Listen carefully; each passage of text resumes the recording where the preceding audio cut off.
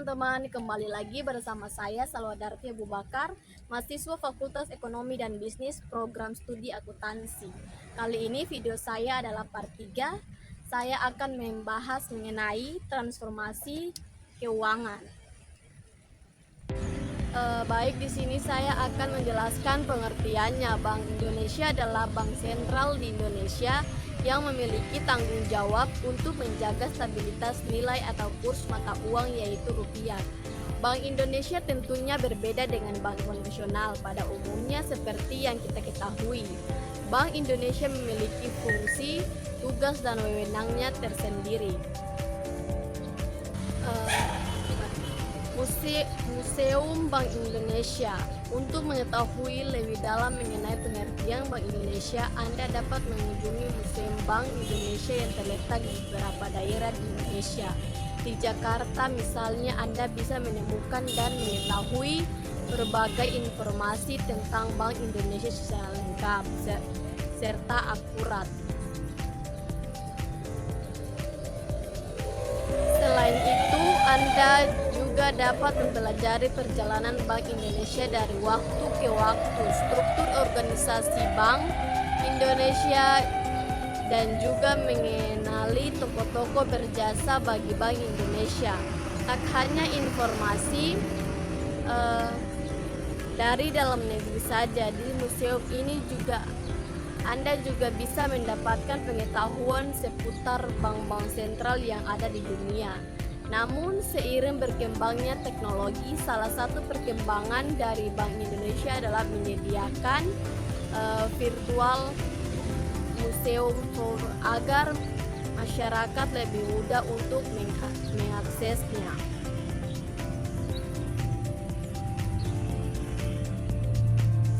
Sejarah Bank Indonesia. Sejarah Bank Indonesia adalah dimulai pada tahun 1828, tepatnya pada masa pemerintahan Hindia Belanda, dengan didirikan De Javaske Bank. De Javaske Bank berperan sebagai bank sentral yang bertugas untuk mencetak dan mengedarkan uang di negara ini. Selain satu abad, yaitu pada tahun 1953, De Javaske Bank berganti nama menjadi Bank Indonesia dan mengalihfungsikannya. Saat itu Bank Indonesia adalah bank sentral yang mempunyai 3 fungsi utama, yaitu sistem pembayaran, perbankan, dan moneter. Selanjutnya, pemerintah juga memberikan wewenang kepada Bank Indonesia untuk melaksanakan fungsi bank komersial seperti pendahulunya, yaitu De Javaske Bank. Lalu pada tahun 1968, undang-undang yang mengatur tentang Bank Indonesia diterbitkan oleh pemerintah dan berisi aturan tentang tugas kedudukan Bank Indonesia. Undang-undang tersebut diantaranya juga bertujuan sebagai pembeda dengan bank komersial lainnya. Selain itu, tugas dari Bank Indonesia adalah membantu pemerintah dalam meningkatkan taraf hidup dan kesejahteraan rakyat. Memasuki era baru pada tahun 1999, wewenang dan tugas utama baru Bank Indonesia adalah mencapai dan menjaga nilai rupiah agar tetap stabil. Tugas dan wewenang Bank Indonesia tersebut diatur dan ditetapkan dalam Undang-Undang Nomor 23 Tahun 1999. Kemudian pemerintah melakukan amandemen dengan menerbitkan PPPU pengganti Undang-Undang Nomor 2 Tahun 2008 terkait perubahan kedua atas Undang-Undang Nomor 23 Tahun 1999 tentang Bank Indonesia sebagai solusi untuk memelihara stabilitas sistem keuangan negara. Fungsi dari amandemen Undang-Undang tentang Bank Indonesia adalah meningkatkan daya bertahan perbankan nasional saat terjadi krisis global dengan cara memanfaatkan fasilitas pembiayaan jangka pendek dari Bank Indonesia melalui peningkatan akses perbankan. Tujuan dan tugas Bank Indonesia. Tujuan utama dari Bank Indonesia adalah mencapai dan menjaga kestabilan nilai rupiah. Adapun lebih lengkap tentang tugas Bank Indonesia adalah sebagai berikut.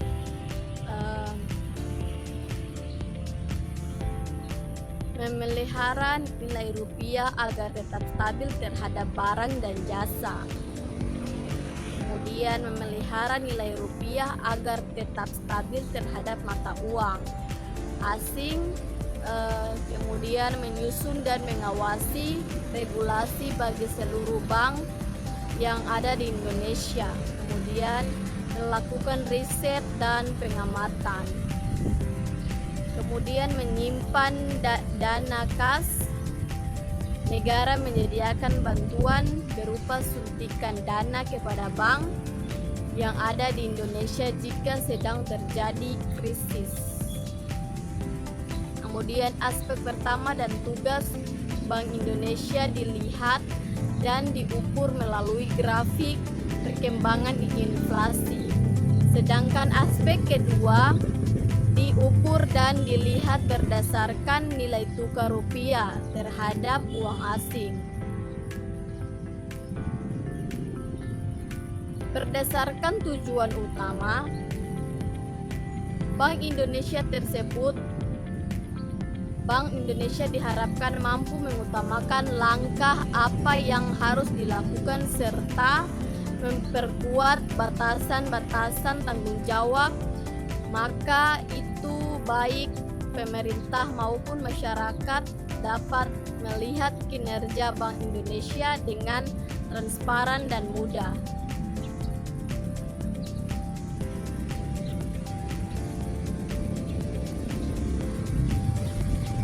Fungsi Bank Indonesia dalam rangka mencapai menyukseskan tujuan tunggal dari Bank Indonesia, yaitu menjaga nilai rupiah agar tetap stabil, maka Bank Indonesia memiliki 3 pilar utama fungsi Bank Indonesia yang mana hal ini juga meliputi batasan tugasnya. 3 pilar utama dari fungsi Bank Indonesia adalah: yang pertama, mengesahkan dan melakukan kebijakan moneter. Peran Bank Indonesia dalam sistem pembayaran adalah untuk mengatur dan mengawasinya agar tetap lancar. Kemudian memelihara sistem keuangan agar tetap stabil.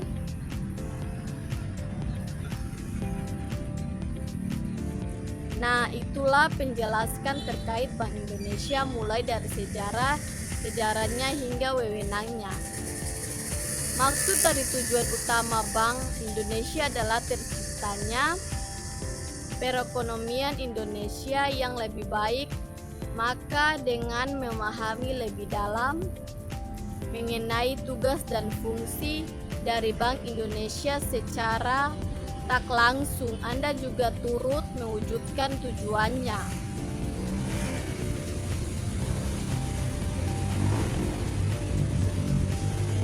Oke guys, itu dia penjelasan. Baik teman-teman, setelah terbentuknya Otoritas Jasa Keuangan atau OJK, peran Bank Indonesia mengalami beberapa perubahan seperti pengaturan dan pengawasan perbankan. Tugas pengaturan dan pengawasan perbankan yang berkaitan dengan mikroprudensial dialihkan ke OJK, sedangkan BI tetap mengatur dan mengawasi perbankan dalam lingkup makroprudensial. Kebijakan moneter, BI tetap berperan sebagai regulator kebijakan moneter untuk menjaga stabilitas moneter.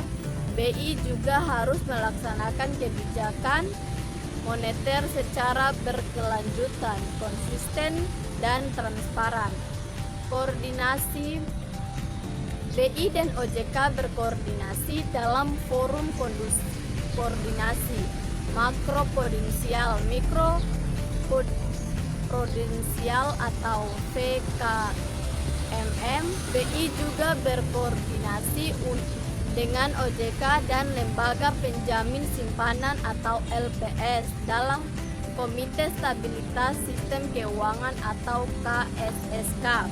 OJK berwenang mengatur dan mengawasi segala jenis aktivitas perbankan, termasuk sumber pembiayaan, penyediaan dana, dan kegiatan bank pada sektor jasa.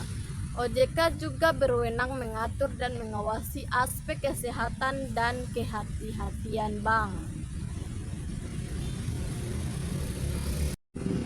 Baik teman-teman, di sini saya akan melanjutkannya transformasi peran Bank Indonesia atau BI setelah hadirnya otoritas jasa keuangan atau OJK meliputi perubahan signifikan dalam pengawasan dan kebijakan. Dengan OJK mengambil alih fungsi pengaturan dan pengawasan bank, BI kini fokus pada kebijakan moneter dan stabilitas sistem keuangan. BI berperan sebagai pengarah dan inovasi digital, memitigasi risiko dan menciptakan kebijakan yang mendukung ekonomi digital. Selain itu, BI menerapkan transformasi digital untuk meningkatkan efisiensi dan transparan layanan ke bank sentralan. Oke guys. Baik teman-teman, di sini saya akan menjelaskan sejarah Benteng Kalamata. Benteng Kalamata adalah benteng yang dibangun oleh Portugis pada tahun 1540. Benteng Kalamata disebut juga Benteng Kayu Merah.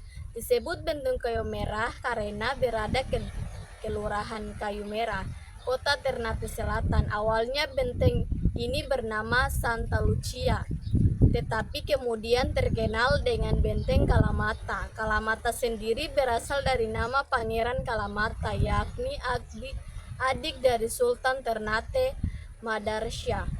Benteng Kalamata pertama atau Benteng Lucia kali dibangun oleh Portugis atau Francisco Serrao pada tahun 1540 untuk memperluas pengaruh dan kekuasaan di Ternate. Untuk fungsi awal pendirian benteng yaitu sebagai benteng pertahanan dan penyerangan terhadap orang-orang Spanyol yang ada di Tidore. Benteng Kalamata didirikan di tepi pantai yang merupakan jalur lintas strategis yang dapat dituju dari berbagai penjuru. Oleh karenanya, Benteng Kalamata diperebutkan oleh Spanyol, Inggris, Belanda, serta Kesultanan Ternate. Keberadaan Portugis di Ternate mendapatkan perlawanan dari Sultan Babula. Masalah ini diawali dengan pembunuhan yang dilakukan Gubernur Jenderal Portugis yang bernama Lopes de Mesquita kepada Sultan Ternate yang bernama Sultan Hairun Jamil. Pembunuhan tersebut diketahui masyarakat Ternate dan memicu kemarahan masyarakat Ternate. Selanjutnya, Dewan Kehormatan Kerajaan dengan dukungan masyarakat Ternate menobatkan Kaicil Bab sebagai Sultan Ternate. Selanjutnya, Kaicil Bab mendapat gelar Sultan Babulah Datu Syah. Tahun 1575 terjadi pertempuran besar antara kerajaan Ternate yang dibantu kerajaan sekitar berhasil mengusir Portugis yang ada di Ternate. Selanjutnya, kekuasaan Ternate berada di bawah Kesultanan Ternate hingga meninggalnya Sultan Babula tahun 1583. Pada tahun selanjutnya, Benteng Santa Lucia diambil alih oleh Spanyol. Benteng Santa Lucia difungsikan sebagai pos perdagangan rempah-rempah. Kemudian pada tahun 1609, Benteng Kalamata diambil pemerintahan Hindia Belanda oleh Gubernur Jenderal Pieter Both. Benteng Kalamata mengalami pemugaran. Benteng Santa Lucia oleh pemerintah Hindia Belanda kembali difungsikan sebagai benteng pertahanan tahun 1624 oleh Gubernur Belanda yang bernama Lefebvre dan Deputi Admiral Gen Huygen Schempenham mencoba untuk merenovasi ulang benteng Santa Lucia, namun setelah direnovasi benteng Kalamata ditinggalkan begitu saja.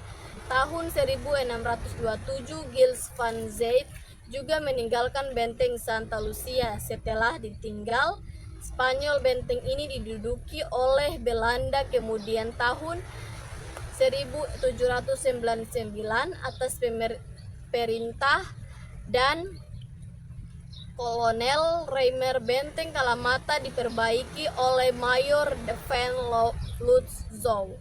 Perbaikan dengan menambahkan parit yang digunakan untuk menghadapi musuh, dan pada tahun 1810 benteng Kalamata berhasil direbutkan kembali oleh Belanda dan dikuasai hingga tahun 1843.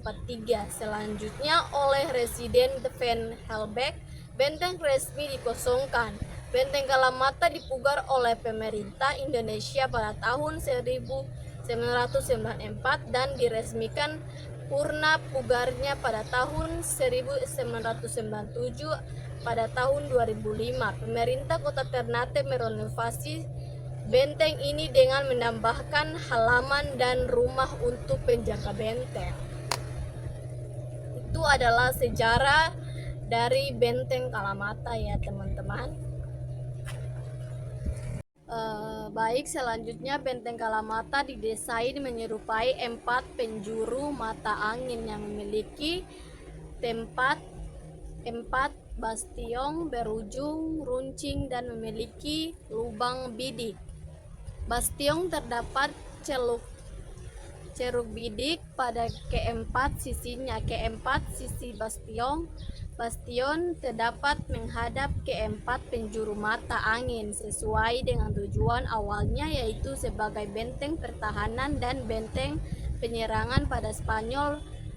Benteng Kalamata menghadap ke Pulau Tidore dan Pulau Maitara. Benteng Kalamata tidak beratap sehingga apabila dilihat dari atas maka akan tampak seperti kura-kura atau penyu. Bentuk kura-kura atau penyu ini pada benteng Kalamata tidak mempunyai pemaknaan yang khusus. Dinding benteng Kalamata terbuat dari susunan batu andesit dan batu karang yang direkatkan dengan kelero jenis batu kapur yang dihasilkan dari pembakaran karang yang selanjutnya dicampur dengan pasir yang ditambah dengan air hasil rendaman kulit pohon lubiri. Benteng Kalamata berada di garis pantai dan bagian belakang benteng terlihat Pulau Tidore dan Maitara. Saja ya guys.